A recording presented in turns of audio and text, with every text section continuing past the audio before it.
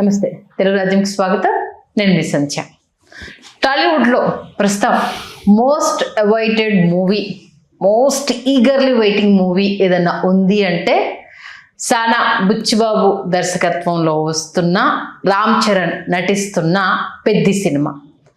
ఎప్పుడెప్పుడు వస్తుందా అంటూ ఎంత ఈగర్గా వెయిట్ చేస్తున్నామో అంతకంతకు అది పోస్ట్పోన్ అవుతూనే ఉంది. ఏప్రిల్లో ప్రేక్షకుల ముందుకు వస్తుంది అనుకున్న సినిమా పోస్ట్పోన్ అయినట్టుగా తెలుస్తోంది. అసలు ఎందుకు పెద్ద సినిమా ఇంత లేట్ అవుతుంది?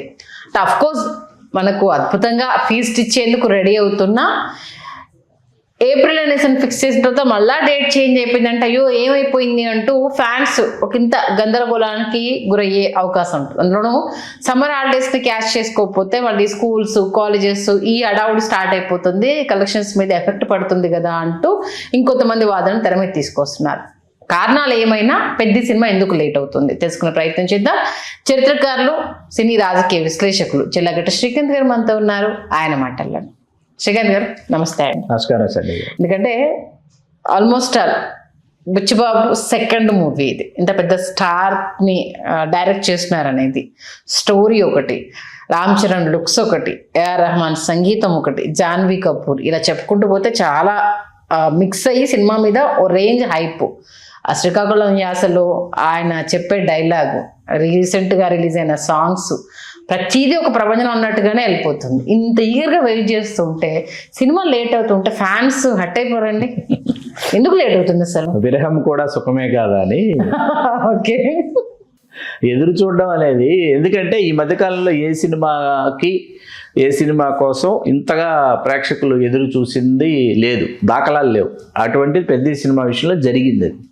అది జరగడానికి ప్రధానమైన కారణాలు రెండు. ఒకటి రామ్ చరణ్ గారి లుక్స్, తర్వాత విడుదలైన రెండు పాటలు. ఈ రెండు ఒక్కసారిగా ఏంటంటే సినిమా మీద చాలా అంచనాలు పెంచేసాయి. గతంలో నేను మీతో చెప్పాను, నేను ఈ సినిమాకు మీరు పాట విడుదలైనప్పుడు రై పాట గురించి మనం విశ్లేషణ చేసినప్పుడు నేను సానా బుచ్చిబాబుని చాలా నమ్ముతున్నాను ఈ సినిమాకి సంబంధించి నేను చెప్పాను మీకు కదా.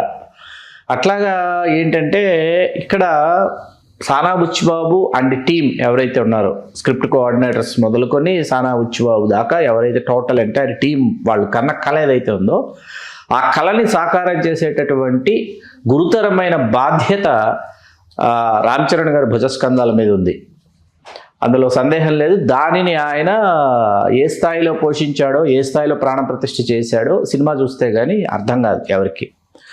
ఇక్కడ రామ్ చరణ్ గారి కెరీర్ని ఒకసారి మనం తరచు చూస్తే, ఇప్పుడు మీరు ఆలస్యానికి సంబంధించి మీరు ప్రశ్న వేశారు. నాకు తొలినాళ్ళ నుంచి నాకు రామ్ చరణ్ గారి కెరీర్ పట్ల ఏంటంటే సరైనటువంటి దిశగా ఆయన కెరీర్ని డ్రైవ్ చేయలేదు, చేసేటటువంటి డైరెక్షన్లో ఆయన్ని తీసుకెళ్ళలేదు అని అనిపిస్తుంది. కొంతమంది మేకర్స్ కావచ్చు, కొంతమంది గాడ్ ఫాదర్స్ కావచ్చు, వారు ఎవరైతే వాళ్ళు ప్రొడ్యూసర్స్ కావచ్చు, డైరెక్టర్స్ కావచ్చు, ఏంటంటే మీకు ఆరెంజ్ అనేది రామ్ చరణ్ తీసుకున్న నిర్ణయం అండి. ఆ సినిమా చెయ్యాలి అంటే బొమ్మరిల్లు భాస్కర్ దర్శకత్వంలో చెయ్యాలన్న నిర్ణయం.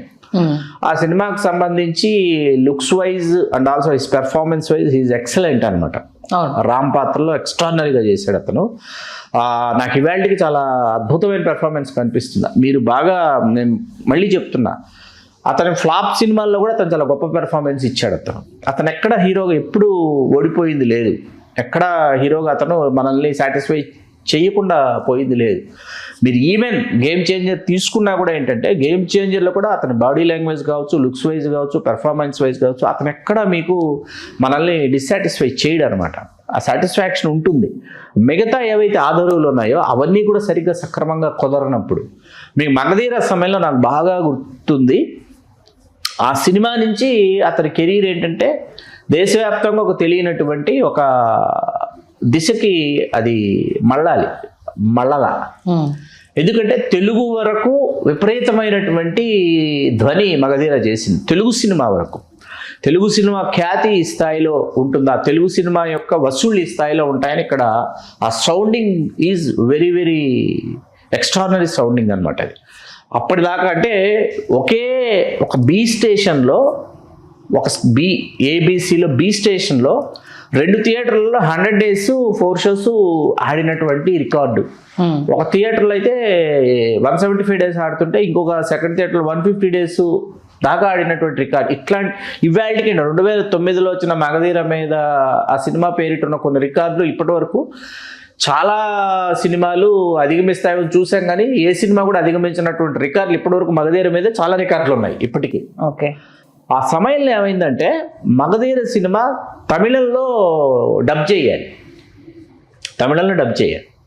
తమిళంలో నాకు బాగా గుర్తు కలైపులి తాను గారని ఒక నిర్మాత, అగ్ర నిర్మాత. మనకు రామానాయుడు గారు ఎంత పెద్ద నిర్మాత, కలైపులి తాను గారు అంత పెద్ద నిర్మాత. ఆయన డబ్ చేసి విడుదల చేయాలి, ఆయనే డబ్ చేసి విడుదల చేస్తారు అని మేము అందరూ అనుకున్నాం, అభిమానులు అందరూ. ఎందుకంటే ఆయన విడుదల చేసే తమిళనాడులో రెండో సినిమా నుంచి రామ్ చరణ్ గారికి ఒక బలమైన పునాది పడిపోతుంది. ఇవాళకి మీరు పరిశీలిస్తే తెలుగు హీరోలకు సంబంధించి మనం all over India pan India అని చెప్పి సౌండ్ చేస్తున్నాం, కానీ తమిళనాడుకి వచ్చేటప్పటికి మన సౌండ్ అక్కడ వినిపించట్లా. తమిళ హీరోలు ఇక్కడికి వచ్చి వినిపిస్తున్నారు సౌండ్, మనం అక్కడ. ఇవాళకి అల్లు అర్జున్ గారు కూడా అక్కడ సౌండ్ చేయట్లా. ఇవాళకి వాళ్ళకి ప్రాంతీయవాదం ఎక్కువ. ఇవాళకి అల్లు అర్జున్ గారు కూడా అక్కడ సౌండ్ చేయట్లా. మిగతా చోట్ల మనం సౌండ్ చేస్తున్నాం. అది కలైపుల్ తానుగా చెయ్యాలి. కానీ అప్పుడు మేము విన్నది, ఎందుకంటే మగధీర మేకింగ్ డివిడీ నేను చేస్తున్నాను, మగధీర మేకింగ్ డివిడీ నేనే తయారు చేస్తున్నాను. కాబట్టి ఆల్మోస్ట్ ఎవ్రీడే నేను అక్కడే ఆ ప్రాంగణంలోనే అక్కడే తిరుగాడుతున్నాను. ప్రతిరోజు ఏదో ఒక ఇన్ఫో తెలుస్తూనే ఉంటుంది మనకి. మనం అడగకపోయినా తెలుసుకోకపోయినా తెలుస్తుంది మనకి. ఆయన చేస్తున్నారు. తర్వాత ఆయన చేస్తున్నారు అనేటప్పటికి ఏంటంటే అరవింద్ గారు నేను చేసి మీకు ఇస్తానని చెప్పారు. అరవింద్ గారు ఇది డబ్ చేసి తమిళ్లోకి డబ్ చేసి మీకు ఇచ్చేస్తాను అన్నారు. వాళ్ళు అనుకునింది ఏంటంటే కలైపులి దాని గారు సునీల్ గారి ట్రాక్ ఉంది కదా, అది వివేక్ గారితో చేద్దాము, రీషూట్ చేద్దామని అడిగారు. వివేక్ గారు సుప్రసిద్ధ హాస్యనటుడు వివేక్ గారితో రీషూట్ చేద్దామండి, మాకు నేటివిటీకి పర్ఫెక్ట్గా ఉంటుంది, వివేక్ గారితో చేస్తే బాగుంటుందంటే లేదు లేదు లేదు లేదు మళ్ళీ ఎందుకు అనవసరమైన ఎక్స్పెండిచర్, మళ్ళీ రాజమౌళి గారు రావాలి, లేకపోతే రాజమౌళి గారి టీం నుంచి ఎవరో కో డైరెక్టర్ వచ్చి చేయాలి. అంత 1 or 2 days are 2 to 3 days అండి. రామ్ చరణ్ వివేక్ గారు 2 days వస్తారు, గోల్కొండలో సాంగ్ బిఫోర్ సీన్స్, ఎయిర్పోర్ట్కి వెళ్ళే సీన్స్, అంతే అనమాట. 1 or 2 days అనమాట అనుకున్నారు. అది జరగదు. నేను భలే ఉంటుంది అనుకున్నా, అరే వివేక్ చేస్తే భలే ఉంటుంది. పైగా వివేక్ చాలా ఇష్టమైన యాక్టర్ నాకు. ఇది బాలచంద్ర గారు పరిచయం చేసినటువంటి చాలా ప్రతిభావంతమైనటువంటి. వివేక్తో రామ్ చరణ్ యాక్ట్ చేస్తే భలే ఉంటుంది, తమిళ్లోకి భలే ఉంటుంది అని అనుకున్నాం. హిందీలో కూడా ఒక ప్రపోజల్ వినిపించింది. హృతిక్ రోషన్, అమీర్ ఖాన్, లేకపోతే హృతిక్ రోషన్, లేకపోతే సెకండ్ హాఫ్ రామ్ చరణ్, ఇట్లా ఏదో ఒక చిన్న డిస్కషన్ అయితే జరిగింది. రీమేక్, ఆ రీమేక్ దశ అది చర్చల దశలో ఆగిపోయింది. ఇది కలైపులి తాను గారు వచ్చారు, ఆయనే చేస్తున్నారు అన్నారు, ఆయనే విడుదల చేస్తారన్నారు. కానీ గీతార్ట్సే అరవింద్ గారు రిలీజ్ చేశారు. ఫలితం తమిళంలో రాలా, ఆశించిన ఫలితం ఎట్టి పరిస్థితుల్లో రాలేదన్నమాట. వాళ్ళకేంటంటే టెక్నాలజీ దృష్ట్యా, మేకింగ్ దృష్ట్యా వాళ్ళకంటే బాగా చేశారు అనేటప్పటికీ వాళ్ళు అసలు చాలా సైలెన్స్ కాన్స్పిరసీ అండి. తమిళ ఆడియన్స్, తమిళ్ మేకర్స్ వాళ్ళు ఎవరైతే ఉన్నారో ఆ బిజినెస్ సర్కిల్స్లో వాళ్ళు చాలా సైలెంట్గా ఉండిపోతారు. అంటే మనల్ని భుజం తట్టి ప్రోత్సహించాలన్నా, లేకపోతే ఒక నోరు తెరిచి ఒక పొగడాలన్నా వాళ్ళకి మనస్కరించదు. ఆ సినిమా అప్పుడే కలైపులి తాను గారికి అరవింద్ గారు అప్పచెప్పుండుంటే అద్భుతమైన ఫలితాలు ఆ రోజు నుంచి వచ్చేవి రామ్ చరణ్ గారి సినిమాల విషయంలో. ఇమ్మీడియట్ ఆరెంజ్ అవ్వటం, ఆరెంజ్ ఒక సెక్షన్ ఆఫ్ ఆడియన్స్ నచ్చిందండి సినిమా. Why? Because Harris Jayaraj music ఒకటి, రామ్ చరణ్ పెర్ఫార్మెన్స్ ఒకటి. ఆ సినిమాకి మైనస్ జెనీలియా, హీరోయిన్ ఆ సినిమాకి మైనస్ అండి. ఫ్రెష్ హీరోయిన్, కొత్త హీరోయిన్ అంటే ఆ సినిమా రిజల్ట్ కూడా జెనీలియా లుక్స్ కూడా ఎందుకో ఎక్కువ తొందరగా. ప్లస్ మళ్ళీ మెయిన్ గా అప్పుడు ఆరెంజ్ సినిమాకి వినిపించింది ఏంటంటే ఈ స్టోరీని అక్కడెక్కడో అవుట్ స్టేట్స్ కి వెళ్ళి తీయాల్సిన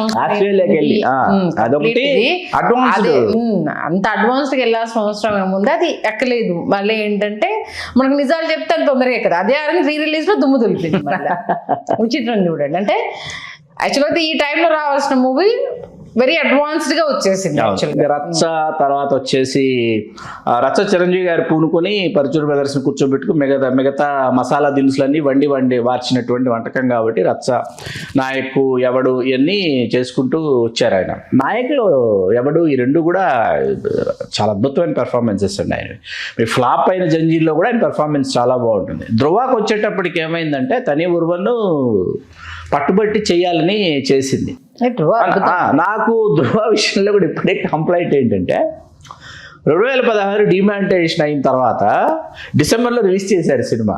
ఆ టైంలో డిసెంబర్ కాకుండా 2017 సంక్రాంతికి వస్తే లేదా జనవరి మొదటి వారం అట్లా వస్తే ఆ సినిమా రిజల్ట్ ఇంకా వేరే విధంగా ఉండేది. అయినా కూడా డిమానిటైజేషన్ అయిపోయి డిసెంబర్లో రిలీజ్ చేసినా కూడా చాలా బాగా పెర్ఫామ్ చేసింది ఆ రేట్లలో ఆ టైంలో. అదే సంక్రాంతికి వస్తే ఆ సినిమా సౌండ్ వేరేలాగా ఉండేది. మీకు రంగస్థలం వచ్చేంత అంటే రామ్ చరణ్ అతను గుడ్ యాక్టర్ కాదా అంటే ఎస్, ప్రతి సినిమాలో అతను ప్రూవ్డ్. ప్రతి సినిమాలో డ్యాన్స్ బాగా చేస్తున్నాడు, డైలాగులు బాగా చెప్తున్నాడు, చాలా బాగా పెర్ఫామ్ చేస్తున్నాడు, ఎమోషనల్ సీన్స్లో చాలా అద్భుతంగా ఆకట్టుకుంటున్నాడు. అన్ని ఎవ్రీథింగ్ మనకు ఆ రంగస్థలం గురించి మనం పదే పదే మాట్లాడుకుంటాం. ఎందుకంటే ఆ చిట్టిబాబు పాత్ర మన మీద వేసినటువంటి ఆ ఇంపాక్ట్.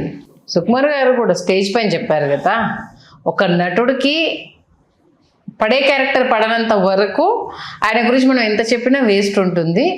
రంగస్థలంలో నేను ఆయనను లుంగిలో చూపించాలనుకున్నది ఆయనలోని నటన. ఆయనను మౌల్డ్ చేస్తే ఎంత అద్భుతంగా నటించగలుగుతాడు అనేది నా డార్లింగ్ అలా చూపించాలనుకున్నాను. అంటే ఆయన మంచి యాక్టర్ కాదని అన్నట్ల, కానీ అద్భుతమైన పర్ఫార్మెన్స్ ఆయన దగ్గర ఉంది, మేము రాబట్టుకోలేకపోతున్నాం అంటూ కూడా ఆయన స్టేజ్ పైన. రామ్ చరణ్ గారిని ఆయన చిరుత గతంలో నేను మీతో చెప్పాను. చిరంజీవి గారి బర్త్డే వేడుకల్లో 2007 డయాస్ మీద అశ్విని దత్ గారు వచ్చి అటువైపు వింగ్లో నుంచి ఇటువైపు వింగ్ దగ్గర నుంచి పక్కన పోడియం ఉంటుంది, అక్కడ ఉన్నాం. అశ్విని దత్ గారు అటువైపు వింగ్లో నుంచి ఇలా ఇలా ఇలా చెయ్యి ఒప్పుతున్నారు. ఆడియో రిలీజ్ సుమగారు వచ్చి సుమగారు వైపు నుంచి సుమగారు నందు గారిని మిమ్మల్ని పిలుస్తున్నారు. ఆయన సుమగారు అంటే నేను వెనకాడకల నుంచి వెళ్ళిన తర్వాత ఆయన ఫస్ట్ సాంగ్ సీడీ ఇచ్చారు, ఓసో సీడీ. అక్కడ సాంగ్ ఇచ్చి వెళ్ళి ప్లే చేయి, చిరంజీవి గారు బర్త్డే కదా, సాంగ్ ప్లే చేస్తే ఫ్యాన్స్ చాలా హ్యాపీగా ఫీల్ అవుతారు కదా అంటే వచ్చి ప్లే చేయటం జరిగింది. ఇవాళకి ఆ మూమెంట్ ఒకసారి తలుచుకుంటే ఎట్లా ఉంటుందంటే, ఆ రోజు స్టార్ట్ అయినటువంటి రామ్ చరణ్, ఇవాళ ఈ స్థాయికి వచ్చినటువంటి రామ్ చరణ్. ఆయన ఏ రోజు ఆయన బర్త్డేకి ఎక్కడా ఎప్పుడు అభిమానులకు అందుబాటులోకి రాలేదు ఆయన. ఎందుకంటే వచ్చి వాళ్ళందరూ కలుస్తారు అభిమానులు. బర్త్డే రోజు కలవరు ఆయన, బర్త్డే రోజు కలవరు ఆయన, మార్చి 27 కలవరు ఆయన. ఆ రోజు కలిస్తే ఏమవుతుందంటే తెలియకుండా నాలో ఏదైనా ఒక అహంకారం లాంటిదో ఏదో వచ్చేస్తుందేమో అని చెప్పేసి ఆయన కలవరు. ఆ రోజు చిరుత అదే ఆ పాట వినిపించిన రోజు నేను యూజ్ చేసిన వర్డ్స్ తర్వాత నేను రామ్ చరణ్ గారి నోటి వెంట విన్నా. రామ్ చరణ్ నటించిన 147 సినిమా అన్నా నేను చిరుతని. రామ్ చరణ్ నటించిన 147 సినిమా చిరుత అన్న. అప్పటికి చిరంజీవి గారు 146 సినిమాలు చేశారు. ఈ 146 సినిమాల యొక్క బరువు ఏదైతే ఉంటుందో ఆ బరువు మొత్తం రామ్ చరణ్ మీద ఉంటుంది. ఆ ఎక్స్పెక్టేషన్స్ పెట్టుకుని లోపలికి వస్తారు ఆడియన్స్, మరీ ముఖ్యంగా ఫ్యాన్స్ పెట్టుకుని వచ్చి పోలికలు వెతకటం మొదలు పెడతారు. ఇప్పటికండి ఇవాళకండి రామ్ చరణ్ గారి భుజస్కంధాల మీద ఇంకొక అతిపెద్ద బరువు ఉంది. అదేంటంటే ఇంత మనం చర్చించి అంత గొప్ప కొడుకుకి జన్మనిచ్చినటువంటి వాళ్ళ తల్లిగారి గురించి మనం మాట్లాడుకోవాలి, సురేఖ గారి గురించి మనం మాట్లాడుకోవాలి. ఎందుకంటే ఆవిడ తన ఊహ తెలిసే నాటికి ఒక ఆర్టిస్టు కుమార్తె, ఆ తర్వాత ఆర్టిస్టు పద్మశ్రీ పురస్కార గ్రహీత అయ్యారు వాళ్ళ నాన్నగారు రాలింగయ్య గారు. ఆ తర్వాత ఆవిడ జీవిత భాగస్వామి ఎవరైతే ఉన్నారో చిరంజీవి గారు, ఆయన పద్మభూషణుడయ్యాడు, పద్మవిభూషణుడయ్యాడు. ఇప్పుడు తనయుడు ఏం తీసుకొచ్చి ఇస్తాడు తల్లికి? తనయుడు ఈ తల్లికి ఏం తీసుకుని వచ్చి ఇస్తాడు ఇప్పుడు అన్న బాధ్యత, ఒక బరువు రామ్ చరణ్ గారి పురస్కంధాల మీద ఉంది. ఒక విషయం అండి, చిరంజీవి గారు నిజంగా భగవంతుడు అండి. చిరంజీవి గారికి కొడుకు రూపంలో ఒక యోగం చిరంజీవి గారికి కొడుకు రూపంలో దక్కింది. తండ్రి రూపంలో రామ్ చరణ్ గారికి ఎంత యోగం దక్కిందో అంత యోగం కొడుకు రూపంలో చిరంజీవి గారికి రామ్ చరణ్ అందించాడు. ఎందుకంటే పుత్రోత్సాహము పుత్రుడు జనించినప్పుడు కాదు, జనులా పుత్రుని కనుగొని పొగడగా పుత్రోత్సాహము నాడు పొందరు సుమతి అని. ఇవాళ చిరంజీవి గారు ఆ పుత్రోత్సాహం పొందుతున్నారు. అది ఆ 100ఇంతలు 1000ఇంతలు 1,00,000ఇంతలు కోట్లింతలు అయ్యి అది మరింత కాంతులీనాలని పెద్ద సినిమా కావచ్చు, పెద్ద తర్వాత వచ్చేటటువంటి సుకుమార్ గారి సినిమా కావచ్చు, అవన్నీ కూడా మరీ ముఖ్యంగా చిరంజీవి గారు చరణ్ గారు పోటాపోటీగా నటించేటటువంటి ఒక సినిమాలో వాళ్ళిద్దరు నటించాలని మనస్ఫూర్తిగా కోరుకుంటున్నారు. ఆయన అభిమానులు కావచ్చు, రసజ్ఞులైన ప్రేక్షకులు కావచ్చు, పోటాపోటీగా అంటే నువ్వా అంటే నేనా, నేనా అంటే నువ్వా అనేటటువంటి పాత్రలో వాళ్ళిద్దరిని చూడాలని అయితే మనస్ఫూర్తిగా కోరుకుంటున్నారు సందీ గారు.